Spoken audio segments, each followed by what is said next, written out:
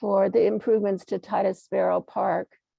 And I appreciate so much all of you giving us your time this evening and your history with the park and your thoughts for the park. It's really wonderful when the neighborhood is involved like this.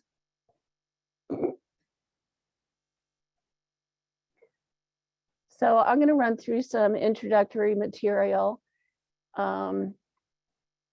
One item is that this meeting is being recorded and videoed, and that'll make it available on the project webpage afterwards for anybody who wasn't able to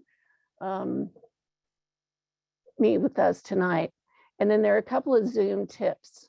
One is, if you don't want yourself recorded during the presentation, turn the video and the sound off.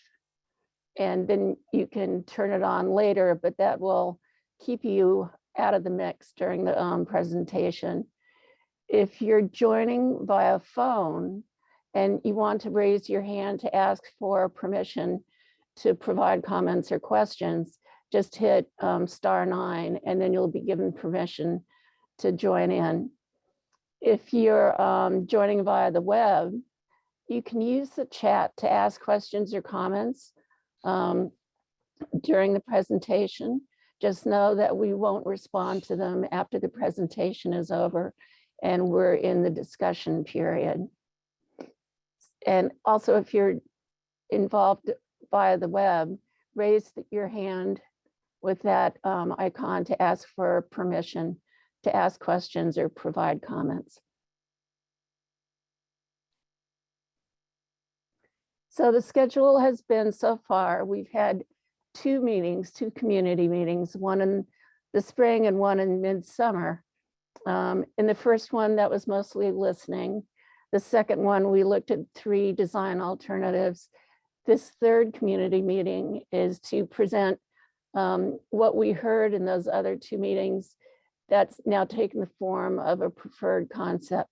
Of course, we're still interested in hearing your comments, but this is the end of the public design process. You can always contact me via email or my direct office phone. But from this point on, we'll go into preparing the construction bid documents and put it out to bid for contractors in the winter of this year, and then hope to have a successful bidding process and do construction in the spring and summer with reopening next fall or early winter. So tonight we're going to do a project recap, what we've heard today, present the preferred concept, look at some detail at play equipment, site features such as site furniture, and talk about our further exploration after this meeting for storytelling, because there are a lot of stories on the site. And then we'll have community discussion and get your feedback. So I know that this is kind of old news to people who have been at the first 2 meetings, but it looks like we might have some new participants, and this is absolutely worth repeating. So there are 4 things that go into coming up with a design plan. One is the city's overarching goals. One is the Parks Department's more specific goals. One is community input. And the other one is safety and environmental regulations. So the City of Boston's overarching priorities are accessibility and inclusivity, expanding walking access to parks, equity, health, and community building. The Parks Department goals, excuse me, are accessible and available to all ages and abilities, diverse, balanced, and efficient mix of uses, meaningful and inclusive community engagement. And as I said at the beginning of the meeting, you guys have been outstanding about that. Adaptive and resilient landscapes and promoting connections. So there are those 4 components that go into the park design.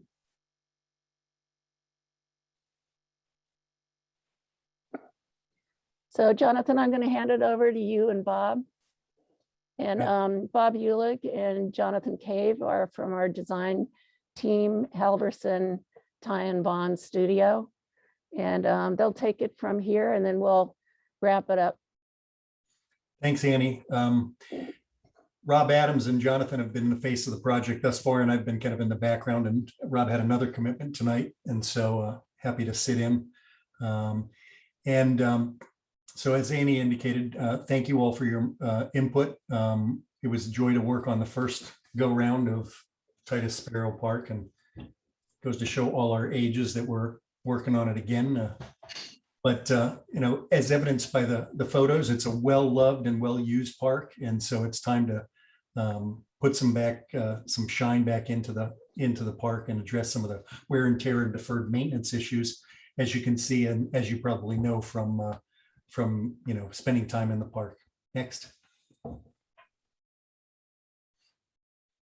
So there's a number of baseline improvements that have been identified. I'm not going to go into detail on them, but suffice to say, most of those baseline improvements are addressing just that kind of deferred maintenance issues that come along with highly used parks over a long time period. But those are some of the elements that we're going to be incorporating into the improvements. Next. And then there's the initial feedback that we got from you all at the 2 community meetings that we've incorporated into that. These various elements of feedback fall into what we'll call 3 different buckets of guiding principles. And those guiding principles consist of kind of the top message that we've heard from you all is, don't change the character of the park. It's got good bones already. And so anything that we do should just build upon that, not take away from that. So that's number 1. Number 2, we heard loud and clear that there's a desire to maintain Titus Sparrow Park as the urban oasis that it is. It's verdant and green with some nice quiet moments at the edges. And there's, you know, there was a message that we want to maintain those, what we call the green triangles, as quiet spots, not overly program the park beyond what it is already. And thirdly, we want to focus on select areas of enhancement, because we like the overall character the way it is. So those first areas of enhancement focus on, again, the deferred maintenance, fixing paving that is kind of worn over time or degraded, address drainage issues in the lawn areas, address athletic lighting that it was installed, you know, 20 plus years ago and needs to be kind of current technology. And then, you know, painting of existing site elements and site features. That's kind of the first category, that deferred maintenance. The second category is what we've kind of called designerly improvements that include modifications to both the play surfacing and the play equipment on site to be current, and address the age ranges that use the park. Create a diversity of seating experiences on the site so that people can, when they come time and again, they can sit at benches or they can sit on walls and enjoy the park in different areas. The diversity of seating opportunities, and then also add a layer of storytelling based upon the rich history of the site. Next, please. So from that input that we got from you all, we had looked at 3 different original concepts, and those concepts focused on kind of several different moves. The first move was testing the size and the visual transparency of the play area, because visibility through the site, safety and security were paramount in terms of people's concerns. So while we're going to improve the playground, we want to make sure that it's visually transparent. Second, we wanted to improve both comfort and access to the park. And thirdly, we wanted to test out a series of intrusions that potentially added program to existing lawn areas, as that was asked for within the process. And those include dog park and fitness equipment. So we've done that, and we'll show you the feedback that we have to testing those out. Now, next slide. Now, Jonathan is going to go into kind of how we've incorporated all that I've talked about into kind of one refined refined and preferred concept based upon all that we've heard from you. Thanks, Bob and Annie. So yeah, from what we've heard and what we've been listening to in these community meetings thus far, we have tried to incorporate this and do a synthesis of our 3 concepts and really pick up on what you found as successful and then drop the things that didn't belong in this well-loved and utilized park. So what are we talking about here? We're talking about adding seating elements and a playscape that ties into the existing themes of the space as it is now, and picks up on some of the characteristics of the space that balance it so well, and allow for a diversity of activities. So how that's going to look is we're going to look towards a playscape that is well balanced within the site, that is a print and footprint that mimics the existing and keeps those balanced elements within the southern portions of the site, and looking at a serpentine seat wall element that defines that boundary and picks up on the same shapes and asymmetry as expressed in the stage and the masonry seat walls within the lawn. We also try to expand the playscape environment by providing more opportunities for kids to run around of age groups that are both in the 5 to 12 years of range and plus, and the younger children, and provide them with a differing play scape where skills as children develop are being able to be utilized within this.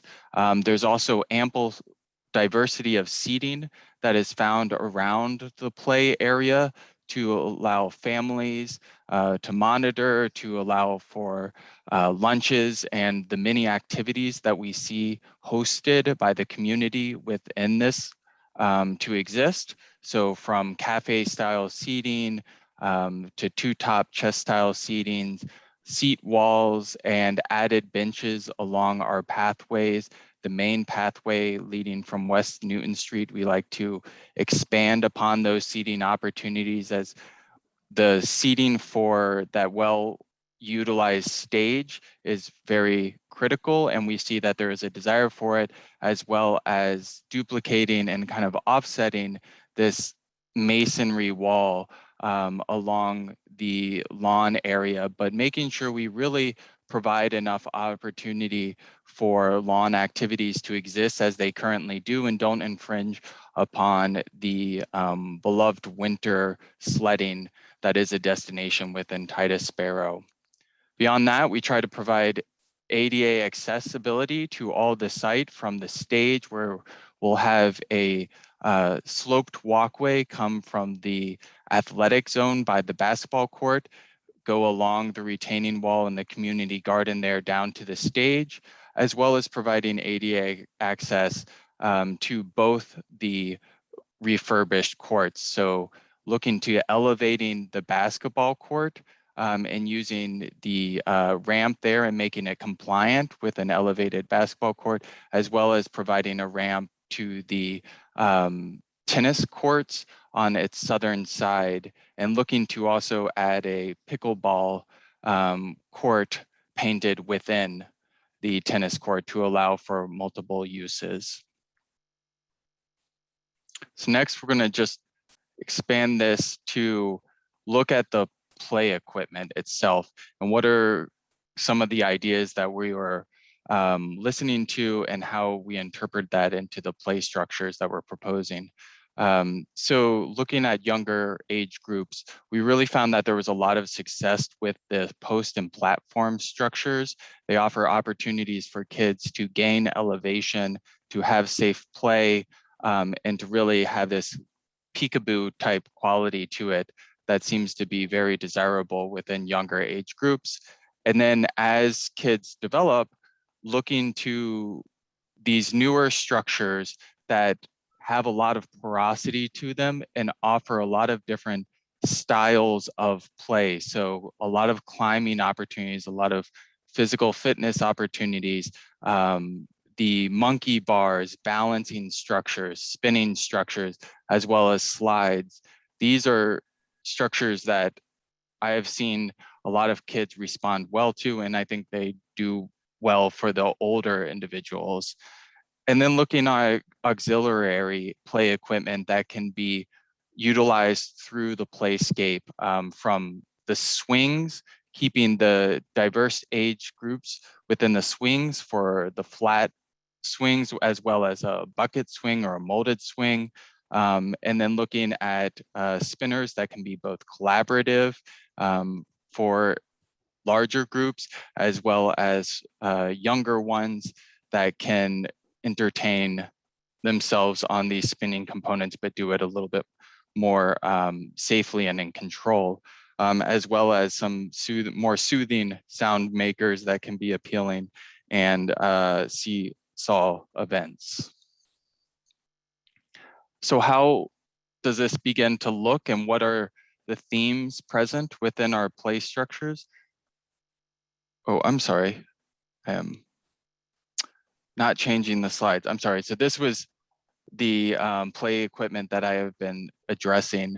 So the post and platform on the right-hand side, and the Play Booster series with the netting on the left-hand side here, and the auxiliary play structures.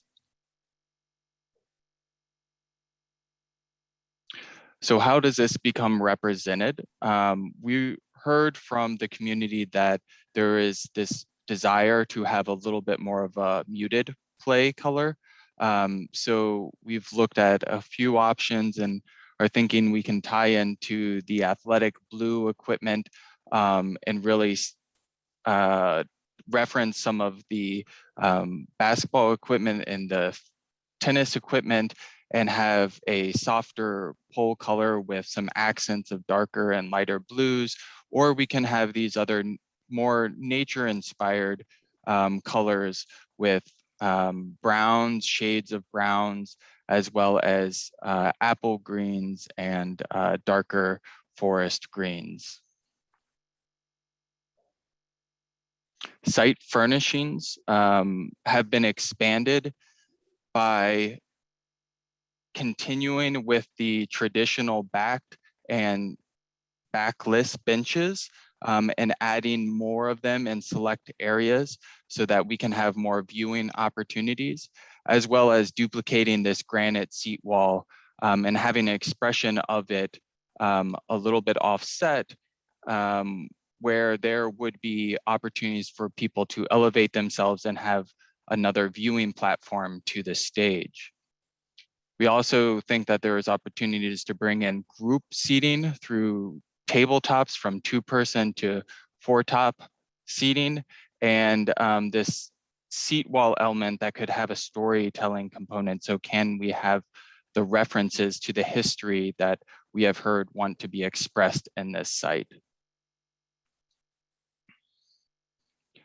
Back to that site history and storytelling, there are some broad themes within this park that have been expressed from the Salvation Army Home of Pregnant Women, that has the wall that is present, to the namesake of Titus Sparrow and his legacy within the community and his impacts to the tennis associations, to the local efforts to prevent the South End bypass and really divert funding to something that is more beneficial and through public transportation and the extension of the Orange Line. So we think that the seat wall component offers an opportunity to begin exploring different mediums that we can begin telling the historic qualities of this park, and to have a representation that is engaging within it. And we will continue to explore what those mediums ultimately are. And just review with you the components of the overall project as it relates to the budget. The budget is approximately $1.75 million. As you see in the bottom right-hand corner, we just wanted to review with you kind of the larger components that fall into those categories. So up in the, starting with the upper left, kind of to the bottom right, general conditions, which is kind of when a contractor goes out on site and begins to prepare for construction as well as the demolition and kind of and site preparation, what they call, to initiate the site project. There's then earthwork associated with some of the drainage and the improvements at the basketball courts. And there's paving and surfacing improvements throughout the entire park. There are site furniture and site furnishings and site elements that are, you can see the different types that would be included within the site. There's play equipment in its various forms. There's landscape improvements, both from the seeded lawn, once the lawn area is improved, to additional planting of trees, shrubs, and the inclusion of soils. And there's some modest improvements to lighting, particularly focused on the athletic facilities. And then there's upgrades to utility and irrigation to the site, and all that on top of kind of leaving a construction contingency kind of gets us in that realm of, $1.75 million. If, and we also talked about the fact that if we include a shade structure, which was a desired element within the project, we will include that and bid it such that contractors can provide pricing for that as well. And if the budget allows, we would then incorporate that into the project. We should probably add that pricing right now is volatile and to a certain extent unknown. So we're trying to be conservative with pricing these elements. We can always add things back in, but we don't want to be in a position where we've made a promise and then can't fulfill it. Mm-hmm. Thanks for adding that, Annie. So one other thing that we heard within the initial discussions were this idea of fitness equipment and the potential of a dog run. Fitness equipment was preliminarily explored in our three concepts during our second community meeting. And the feedback we heard was that the two triangles that abut the playscape, the western triangle by the historic wall and the eastern triangle by West Newton Street, were valued spaces that wanted to be preserved as open and maintain their greenscape lush qualities. That left us with few places to locate the fitness equipment because of its regulations on fall heights and having to use poured in place rubber, as well as having to be on flat terrain. And then the dog run, we don't feel that it is fitting with the characteristics of this site because of the requirements of a dog run spatially, as well as its offsets and the many well preserved trees on the site that have larger size and therefore kind of a critical root zone that we don't want to infringe upon. John, I think we should also add that a dog run would require additional fencing. And that would really change the character of that whole part of the park. So I should talk a little bit about the request that we look at surveillance cameras. And there are pros and cons. The pros are that it is a deterrent. And that's really the main advantage. There are a number of disadvantages. One is that it's expensive and difficult to install and not necessarily worth the funds that could go to other things that would benefit the park more. The video quality isn't very good. It's not live film. You can go back and watch it if there's been a major problem. But there's nobody reviewing it as it's being filmed.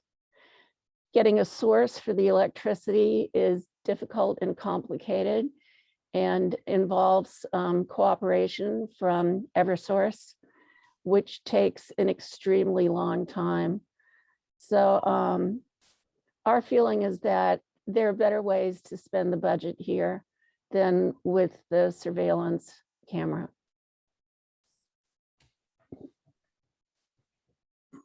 This is one perspective that we generated just to look at the fitness equipment during an event. You can see it's a little bit out of place. So this led us to also think that maybe it's not the best activity within the site.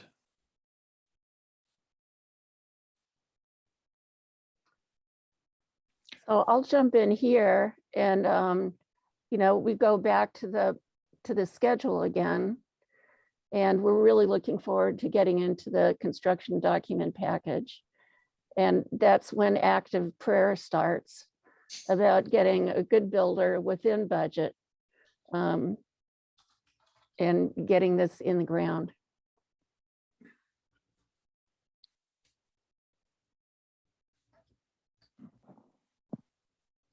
So Kathy, do we want to go to the chat section? I saw there was a question about funding.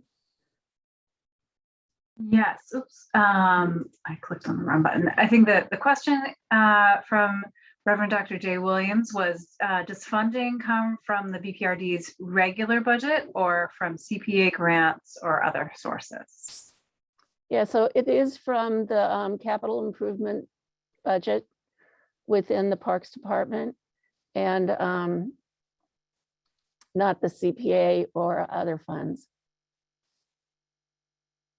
So the next from Steve and Mary Sloan.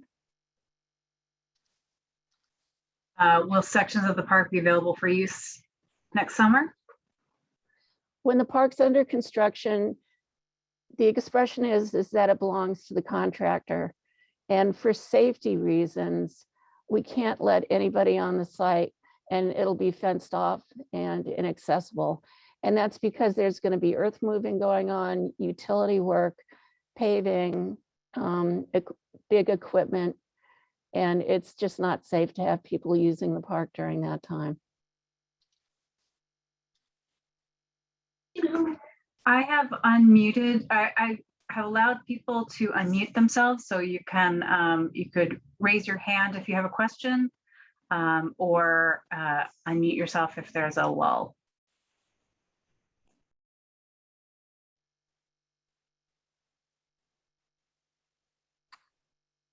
So the question is, with the new lighting being installed, is consideration being made with respect to light fixtures? Absolutely. I think one of our main goals with the athletic lighting is that it be more efficient than what was installed 20 or 20 plus years ago. I'd also add that the use of cutoff fixtures, which basically make sure that all the light is down below horizontal, with those fixtures that we'll be using at the athletic facilities will ensure that there's not that excessive light spillover like is being mentioned at the Copley Place.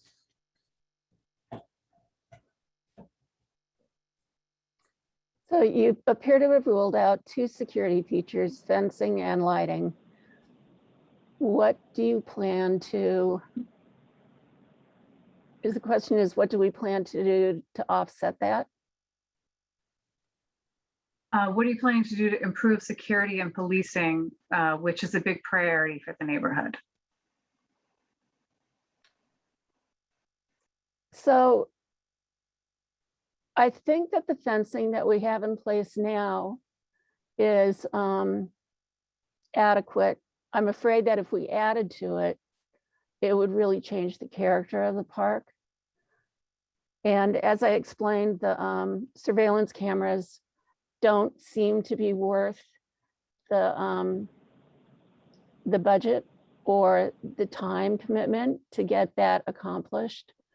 I know that in another park, it's taken over 2 years, and the surveillance camera system still isn't in place, and that's because of Eversource's backload of work. And And you know, the police are involved all the time. And if you see some behavior that concerns you or that you don't think is right, please do call the police. And from a design perspective with in terms of visibility and safety, there were some, as referenced about the fence, there were some qualities that we were trying to pick up with our design gestures. So the safety of the children who are playing in proximity to traffic, using the seat wall component as an opportunity to be a barrier, as well as creating more seating opportunities and diversity of seating opportunities around the playscape, to make sure that there are eyes available to see the children and see if anything it was to ever happen, or just maintain safety there. And then in terms of vegetation, there will be, we'll look at thinning and uplimbing selective vegetation, working with an arborist to see if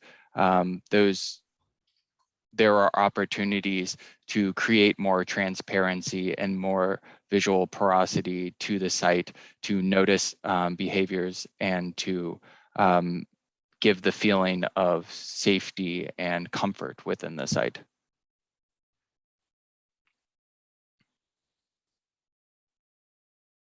And Stephen, Mary, I saw that you were asking about pickleball.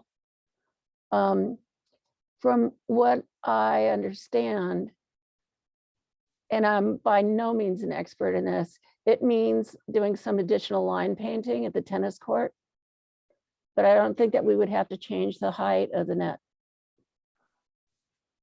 Right. The net, from how I'm understanding it, the net is a little bit of an elevation difference, but can be, I think it might be an inch or two, but the painting within the tennis court, we can provide a pickleball court within it, and utilize the lower points of the tennis net to get that same height than the edges where the tennis net would be higher. Hi, can I ask a question? Sure. So I've been at all the meetings and the pickleboard concept was never discussed. Where did that come from? And I guess I'm not a tennis player, but if you're changing the height of the net, is that a problem for tennis players? So that request came via an email to me. It's not at all a dramatic change to the line painting, as I understand it. And Jonathan, correct me if I'm wrong, but I think that what you were just saying is that we would keep the net at the tennis height, not the pickleball height, and that they're very close together. Yeah, that's right. The netting of a tennis court, it elevates on the sides and then dips in the middle. So the middle is the lowest point for a tennis net, and that is going to work with the pickleball. So by center aligning the pickleball court, we get to utilize the existing tennis net. We wouldn't be changing the height. I think hopefully tennis players who have been using the court for many years, like, I don't know about the lineage because I'm not a tennis player, but I hope we kind of did some outreach to people who play tennis to see if there's any impact with having those extra lines. Again, I'm not a tennis player, so I don't have any insight on that, but it certainly never came up, the pickleball concept, in any discussions, but it sounds like you received an email. Related to the tennis court, where is the ramp going? Is that going in between, where is the ramp going? I didn't see it on the drawing. The ramp, we're looking at the south side of the tennis court, there is currently just a series of steps that go along the retaining wall there at the tennis court. So we'd be looking to transform that into a ramp to be able to provide ADA access to the tennis court. South side, where it enters from Southwest Corridor Park. Is that? Yes, right. Because I mean, that would be quite steep as a ramp. So We would don't have know. to elongate it, certainly, because you're right. It can't be over 8.3%, 1/12. Is that going to go into the tennis court? Again, just someone should just verify that that's possible without impacting the tennis court. Mm-hmm. And so my final question is around security. I think sort of related to the camera situation. So granted, they are a deterrent, and granted, nobody looks at them all the time, but someone could say that for all the cameras that are spread out across the city. I don't think there's expectation that people are looking at every single camera. But on the electrical, we already have electrical for the tennis court and the basketball court. I mean, so what is the additional electrical that would be required? As I understand it, you can't have the surveillance cameras share electrical conduit with other lights. So there's a really significant added cost there. Also, to get a source for electrical, we would need to tie into a municipal building, and there really isn't anything close by, so that means digging up the street. So there are a lot of moving parts to it. And I should also say that right now, we pretty much maxed out what we think costs are going to be given our budget. So, you know, unfortunately, you can't always give everybody everything. So we have to be careful about what we choose. What we can do is we can take a good hard look at whether any of these other features should be carried as an ad alternate. And also you should know that the ad alternates have to be ranked. If there's, you know, if the prices come in relatively low and we can afford some of the additional features, we have to choose them in order, and that's part of the state bidding law. So we also have to be smart about how we order those.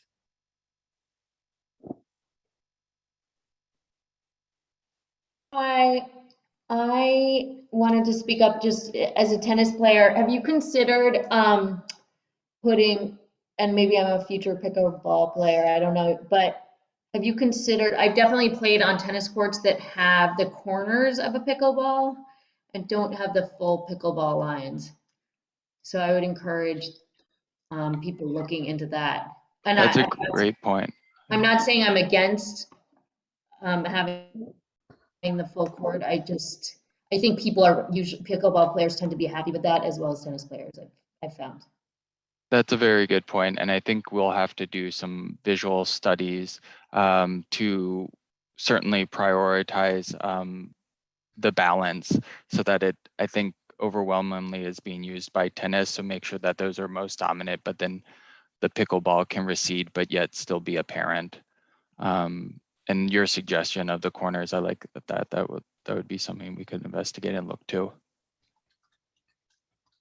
Awesome, thank you. There were some questions in the chat about fencing around the play area. Could you speak to fencing in the 0 to 5 play area? And another comment, I think it's important to have some form of fencing around the entire playscape, whether it be a traditional fence or a seat wall. In the current rendering, it appears that it's completely open. There is a fenced, another person makes a comment that there's a fenced playground for toddlers nearby. Fencing in this playground might change the character of the park. So can you speak to a little bit about fencing, where it is being extended, and the thought process around where or why not? Sure. So fencing, that is definitely a good point that we brought up about how do we provide safety within the play zone.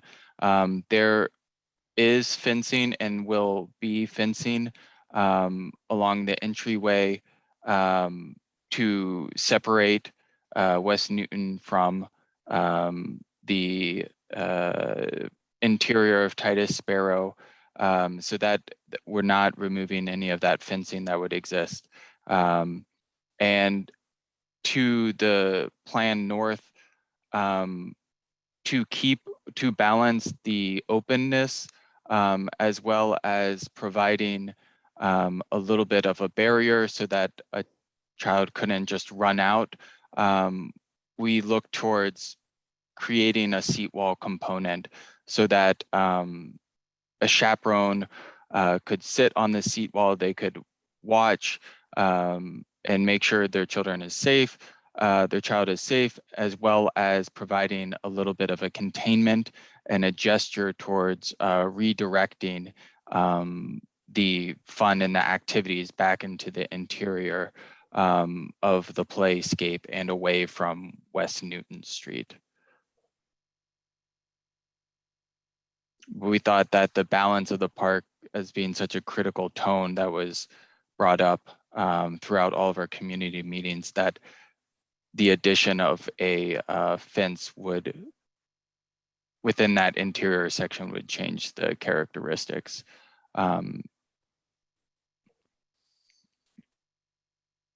There was another question about if you had considered wood play structures similar to Cambridge Common. Could you speak to that a little bit?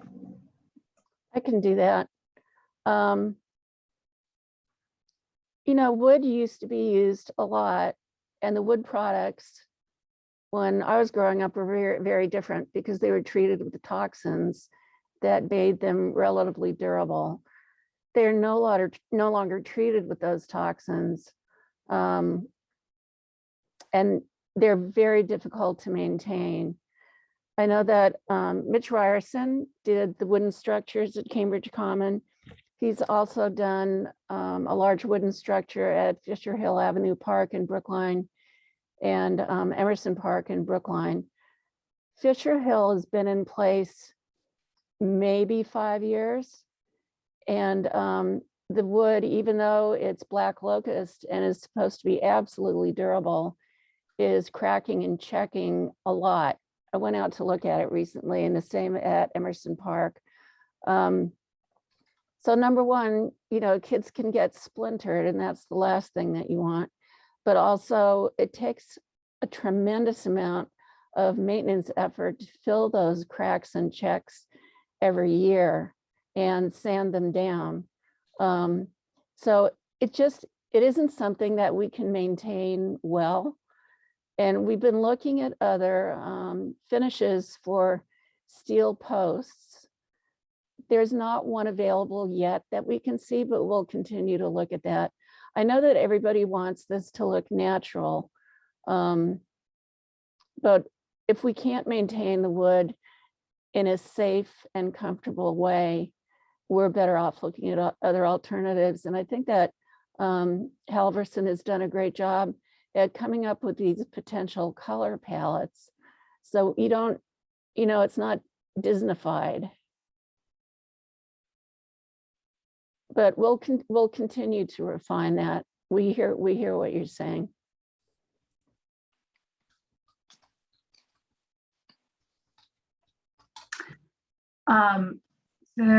There was a comment that the ramp, I assume this is to the tennis, should be gated so that people who drive loud mini bikes through the alley can't use the new ramp as a shortcut through the neighborhood.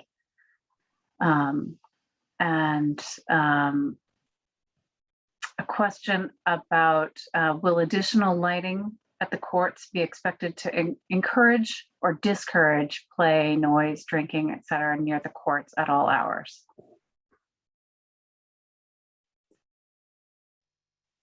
My thinking is that it would discourage that kind of negative behavior.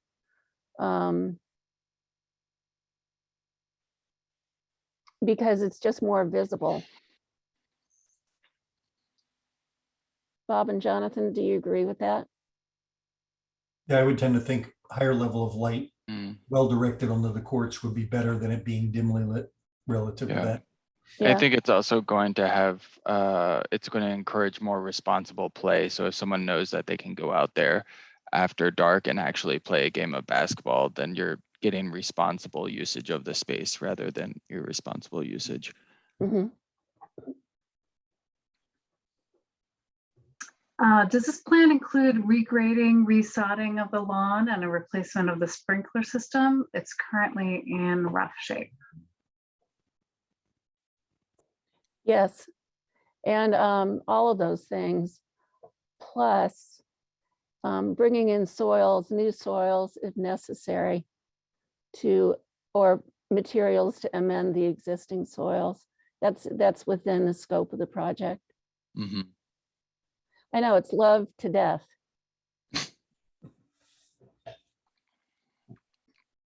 It is. I think there's been a lot of improvements in terms of how people are approaching creating porosity within soils and looking at soil specifications. So we're going to try to bring in those best practices into our modified lawn and allow for better drainage and stability.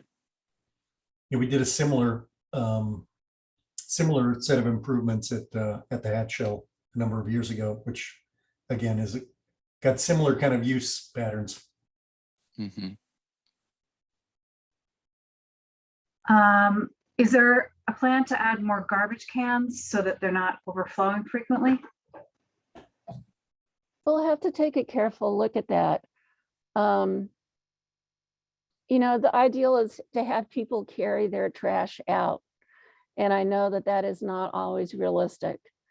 And on the other hand, if you put so many trash cans in a park, it can really take away from it. It can attract rodents. It can create odors that you don't want. And also when the trucks come in to empty them, you know, ideally you'd like the trash cans along the perimeter of the park, so they're easier to pick up. So we'll continue to look at that. Mm-hmm. I will also note that if you see overflowing trash cans, you can always call 311 or use the 311 app to report that that is a needed service. There's a question, would you consider moving tennis and basketball to a different indoor location so they are usable all year? I'm not sure this isn't a question that the Parks Department or Halverson is especially equipped to answer, given that we are stewards of open space and not building owners. But it may be something to bring up to your neighborhood representatives, which I think we can probably pass on. Thanks, Kathy. Will there be any added art to the park, which was raised in a previous session? It'd be great to see local children being able to contribute to this, like as in painted tiles and this and like. Mm-hmm. I think one thing, so there is a currently in its existing form, Titus Sparrow has a concrete pathway that cuts through the playscape and provided access to the back side of Union Church, which is no longer really utilized as an exit. That opportunity, I think we can investigate different types of paving strategies so that there are more expansive regions that could foster whether it's, you know, Foursquare or chalk art for the kids, that they have a space where they feel they can actually draw and design within the area. And then in terms of kind of this site history component, we want to investigate how there is an interpretation of that onto a seat wall. So we looked at those continual looking at different mediums to explore that as a representative technique of all that this site has encapsulated over the years.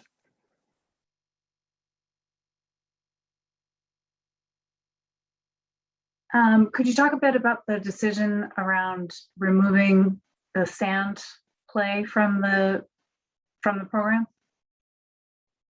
Yeah, that's become a parks policy now, is to eliminate sand. And there are a couple of good reasons for it. One is that it is impossible to keep clean. And small kids do put things in their mouths that you wish they wouldn't. It's also a great place for needles and syringes to hang out. And we think, you know, that kind of tactile play is so important. But parks are just not the best place to do it. And safety is our first concern. So there's a comment in here that I've been put a pin in, and it's relating to safety. That if interested, I think it would be helpful to get some further clarification. The comment is that the decrease in illegal activities is a higher priority than lots of the additional features. We would rather be safe than have a tennis court and basketball court. This is from Lobster Girl. I'm not sure what your if that's a given name, but I think that it would be helpful to kind of open that up, if you don't mind, and get a little bit more clarity about whether you would rather have the tennis court and basketball court removed from the site entirely, or whether whether that's prioritizing some of the proposed improvements. You should be able to unmute yourself if you're able.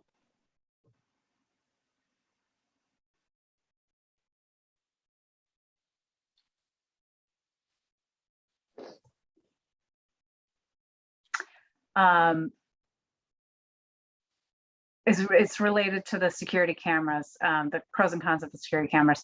And I think the other comment is consider adding a sign telling park users who to call if they see unsanitary, dangerous, or illegal activities, maybe a hotline. And we do have that hotline.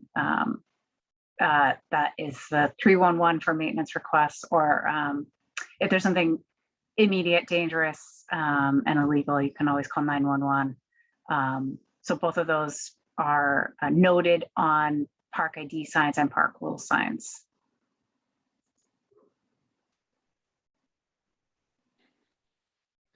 You know, some of our goals are to serve as many users of different ages and abilities as possible. I'm not sure that there's a solution within park design to address some of these societal issues like drug use. And it's tricky finding that balance. So we do encourage you to participate by contacting the police and 311 when you see things that need to be addressed. I don't know that doing something like removing the tennis or the basketball is going to solve those problems.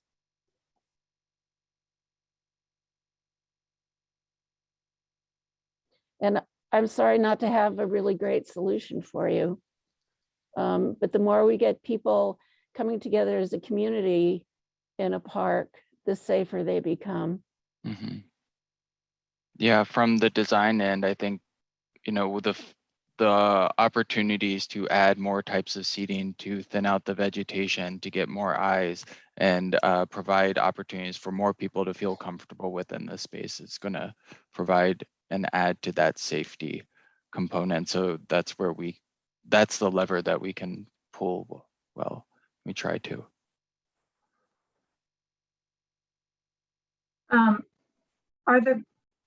There's a question that I don't know the answer to exactly, but there's a question about whether closing the course at 9 p.m. could be better enforced to discourage bad behavior through a gate or a fence. Are the courts currently open past 9 p.m. or they go off, they're closed when the lights go out? I can find that out from the park electrician. Mhm. And that there's no fencing or anything around the courts right now that would physically close them.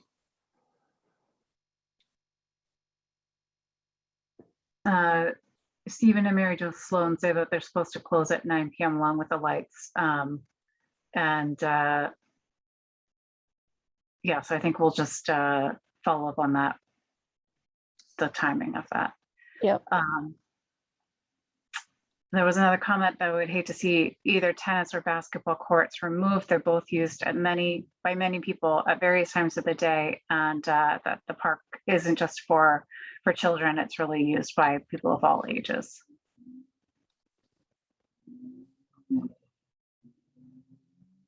Yeah, I mean, we've seen a lot of success with both of those features, and that little half court too, within the basketball court is utilized for people not playing full games. So it's done well. Another comment saying to don't remove the courts, but don't make it comfortable for lounging. So really focus on the recreational aspect, and providing additional seat walls in the interior of the park to provide additional seating, and get under construction quickly. That is the goal. Yeah, the best time to bid a job is when the contractor is looking out his office window at a whole bunch of snow on the ground and idle construction equipment. So that's our goal.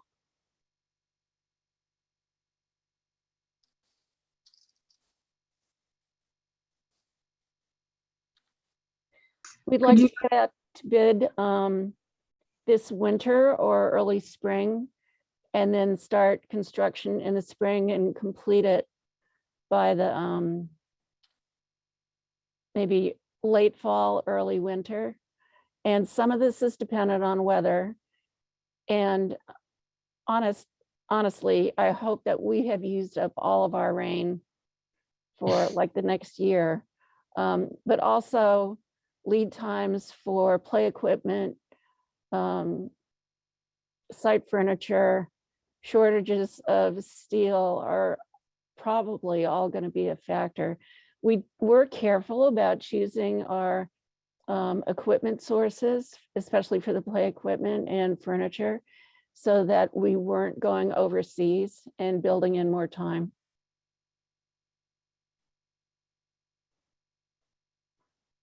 That's right, spring through winter.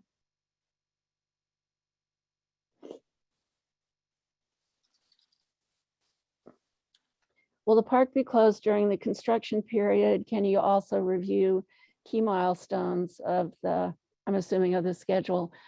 Bob, the park will be closed during construction for safety reasons and fenced off so that it's only the contractor and his subcontractors who have access to the site. And again, this is our third and final community meeting. So we'll take all of these comments, continue to refine the design, and get a bid package out for construction, hopefully as soon as we can, as soon as weather allows in the spring. We can't start in the spring if it's terribly wet, because just bringing construction equipment onto the site makes a giant mess and creates more damage than is worth it. So there are a number of factors here.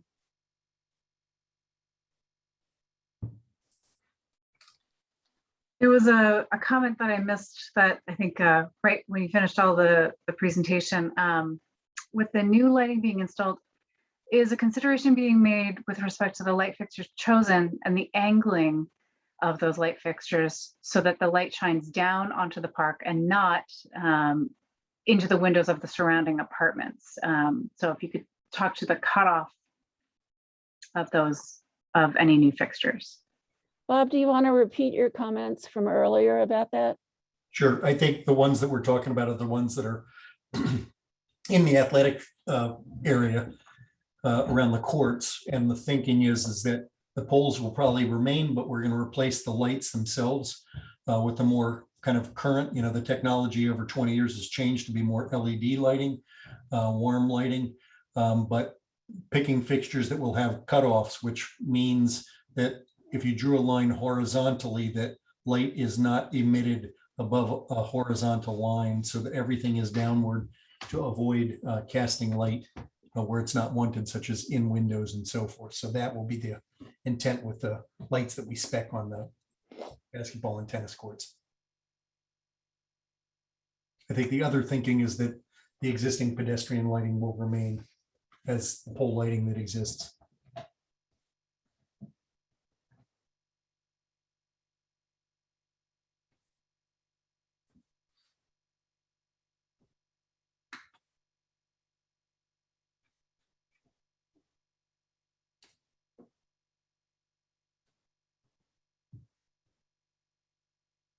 Any chance of having lights in the playground? I know around December, there's still some nice afternoons when it's nice to get some kids out in the playground.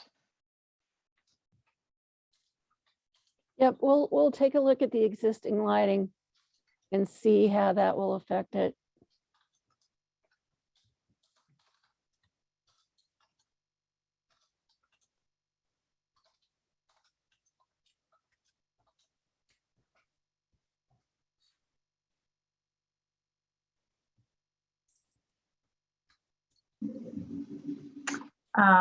Is there a possibility of a gate at a middle access point on West Newton?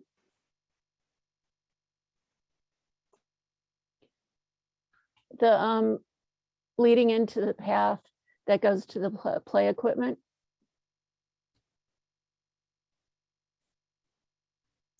I think the mid-block one.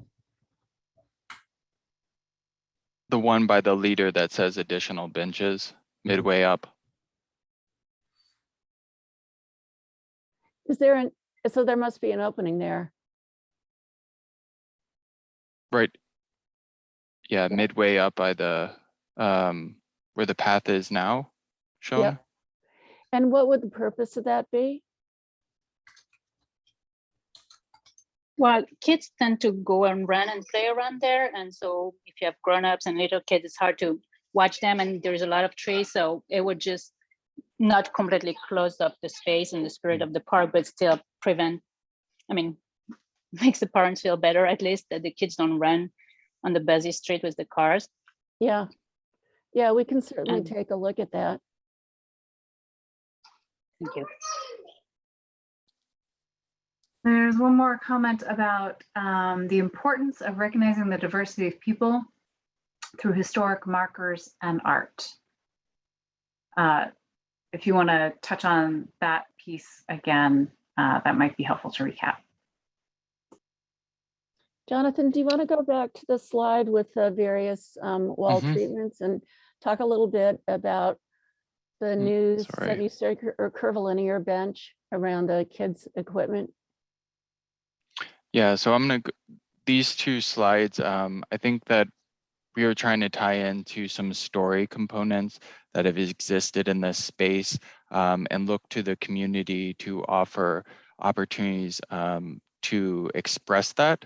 And we see this opportunity within the seat wall that defines the perimeter of the playscape as a means to express the site's history and its community. And so we're still really investigating what that ends up being. But there are different methods that we have used in the past at different parks to articulate stories, articulate maps, articulate more visual representations of imagery and such. So I think that within this seat wall, we're thinking that there's an opportunity to have that timeline component, to have that community voice component.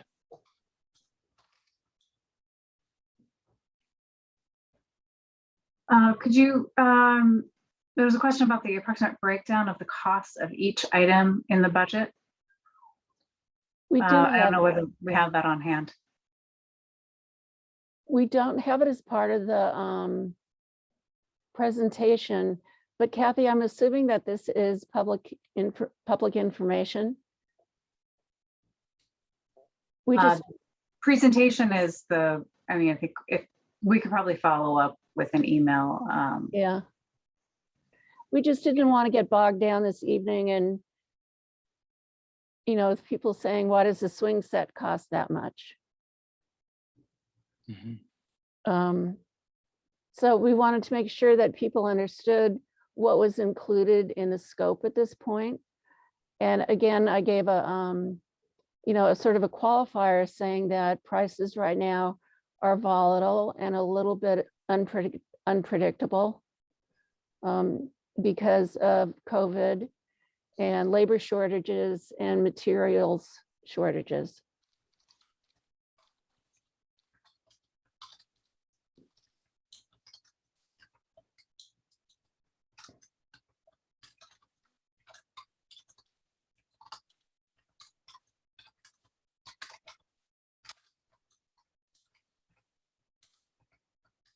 And as I said, we can always add items if it looks like we have, if we have more budget, and we can include items as add alternates in case the prices come in lower. I'll be honest, I'm not expecting that to happen right now. When I'm looking at construction prices right now, and just how expensive paint is and chain link fence, it's a little unnerving.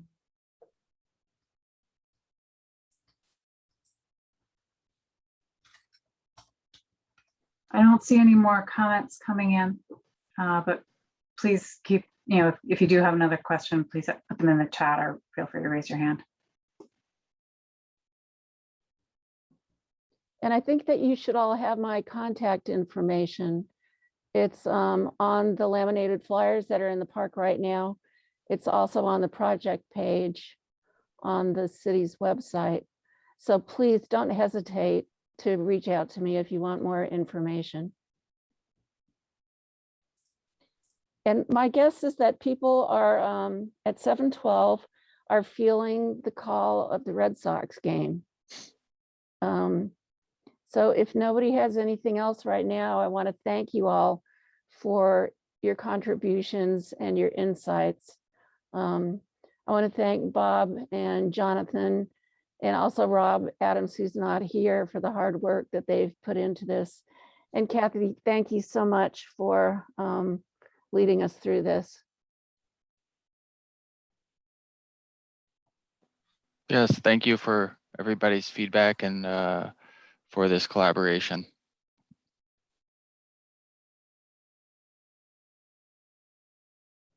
Great. Thanks all so much. Good night.